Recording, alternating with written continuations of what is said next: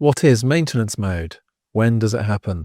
Why do the traditional solutions just not work? And what are the outcomes that we're really looking for in maintenance mode?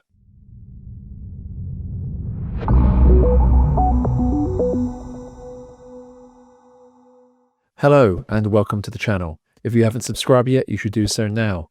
That way you can stay up to date with all of the cool stuff that's happening here. I'm Steve Smith.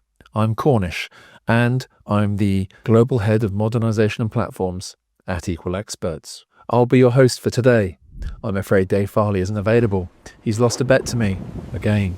So I've made him cycle to Iceland to harvest me some fresh mangoes. Maintenance mode is when demand for change to clients from high to low and on to zero for a live service, and the rate of maintenance tasks like defect fixes, vulnerability updates, and platform upgrades overtakes the rate of value-adding work. There isn't really industry language for maintenance mode. You might know it as keeping the lights on, or BAU tasks, or support. Zero or low demand doesn't mean zero user needs or a low number of defects. Software can't ever be finished, it can't be fault-free, and it can't entirely satisfy users. That's a fantasy. Zero or low demand means that there's not a lot of funding left for more product features in one or more services. And that's totally okay. As a CTO friend of mine once said to me, the sums have to add up. That wasn't something I fully appreciated when I was a full-time tech lead and really focused on great engineering. What are the traditional maintenance mode solutions? There are really two of them, and neither of them are very good. The first solution is, of course, the classic, let's give everything to the operations team. So when a delivery team has finished all their work on a live service, it goes into a warranty period, and then it's fully transitioned into the operations team for them to do all of the maintenance tasks and live support for everybody, everywhere. Here's a made-up example of a retailer with many teams, many services. Over time, when non-differentiating services become low demand, they are transitioned out of delivery teams and into the operations team. This means that teams can be resized or reassigned. Let's look at why this solution is so popular and so problematic. Well, handing everything over to your operations team does definitely increase capacity for your delivery teams and reduce costs because you can make your delivery teams as small and as few as you like. And there are three major disadvantages here. One, live services reliability is weakened. Maintenance tasks are completed slower than before and to a lower standard than before. An operations analyst might have to complete maintenance tasks for tens or even hundreds of live services, and they won't necessarily have, through no fault of their own, the domain knowledge or the technical skills to make that happen. Problem two is future feature delivery is much more difficult. You've really put yourself in a box. One day in the future, there will be more money found down the back of a sofa, or somebody will have a great idea for how to improve that zero demand service. But how do you bring it back out of the operations team? How do you do a reverse service transition? That's really painful. But if you don't do that, there's a lot of prioritization pain, there's missing skills, there's missing domain knowledge. It's really hard for an operations team to make that happen themselves. And three, there's not a lot of job satisfaction here, which I care about far more than I should, maybe because my dad was a trade unionist and my mum was a pharmacist, or because I worked for Dave for a number of years. There's not a lot of intrinsic motivation in this model. Delivery teams feel that they're in a never-ending feature factory, and your operations team will feel that they're in a never-ending dumping ground. We're extremely fortunate to be sponsored by Equal Experts, Transfig, and Octopus Deploy. Transfig is a financial technology company applying advanced continuous delivery techniques to deliver low latency trade routing services to some of the biggest financial institutions in the world. All these companies, though, offer products and services that are extremely well aligned with the topics that we discuss on this channel every week. So if you're looking for excellence in continuous delivery and software engineering, why don't you click on the links in the description below and check them out? I know a car repair company pretty well. It had its operations team running EPOS software in maintenance mode for its shop tills. Some operations analysts in that team lacked the skills to perform library upgrades. Only a few of them could actually do the work. That meant performance updates were slower to reach tills than people wanted, and it had a direct impact on customer experience. When new government regulations came in, there was a need to overhaul the EPOS service, and the operations team simply didn't have the skills to make that happen. So there was a very painful reverse transition back into a temporary delivery team. And once they'd finished the work, the service was transitioned back into the operations team, which was a second really painful negotiation. The second traditional solution for maintenance mode is for delivery teams to run those services in the background.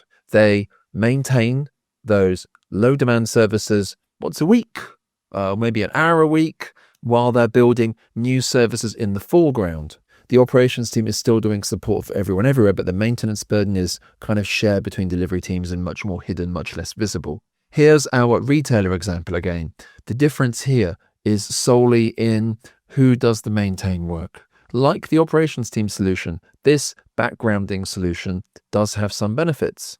The prior level of service reliability can be preserved because the delivery teams have the domain knowledge and the technical skills to perform maintenance tasks to a high standard when they have the time to do it. And like the operations team solution, this solution does have three big drawbacks. One, future feature delivery is difficult.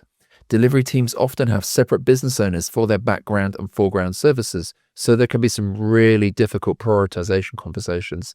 Developers are sometimes put under pressure to quietly sneak out new features for their background service when they're supposed to be working on their new foreground service. Two, there's little intrinsic job satisfaction again, because teams still aren't owning outcomes. Developers are magpies who don't like returning to an old tech stack, and now there's much more context switching in their lives. And the third problem, and by far the most important, is this solution doesn't reduce costs. You can't easily resize or retire teams. Even if delivery teams are only touching their background services 1% of the time, there'll always be a suspicion that team capacity is constrained because it's really hard to automate the rate of non-value adding work moving through a team. So people will tend to assume the worst. This maintenance mode solution can come under pressure at any time without warning, especially at the end of a financial year. So, maintenance mode is very real. It's a sign of maturity. It's inevitable. And the two traditional solutions are fundamentally flawed. You need to step back and look at outcomes. What are you actually trying to achieve with maintenance mode? You are trying to increase capacity, reduce costs, protect service reliability, protect future feature delivery, and protect job satisfaction. When you think about outcomes first, and then compare solutions, you can see why the operations team solution is so easily picked, because it quickly increases capacity and reduces costs, yet it causes other problems down the line.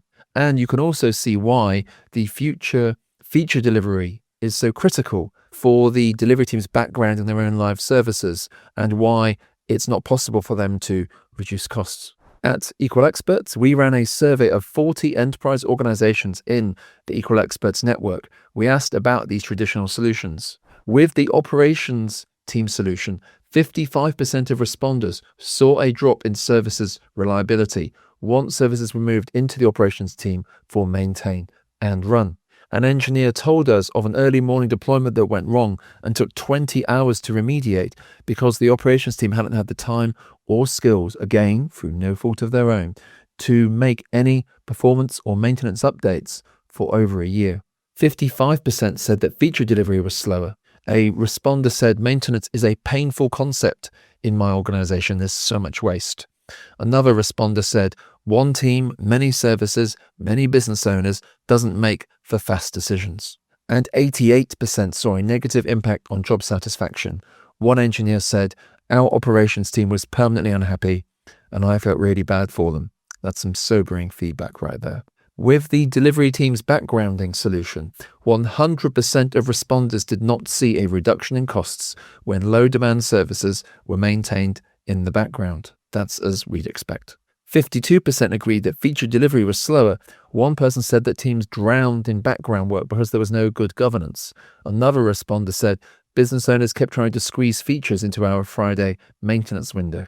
And 58% said job satisfaction was worse. One responder said slowing down work on the new service to fix up the old service has had a real impact on team morale. Next time I'm here, I'll cover a different maintenance mode solution that's more radical and delivers on all of those outcomes that you're trying to accomplish. But Dave has to bring me back those fresh mangoes first of all, and I've told him if he can't produce room temperature mango juice, he's going to be spending a lot more time on that bicycle. Thanks for watching.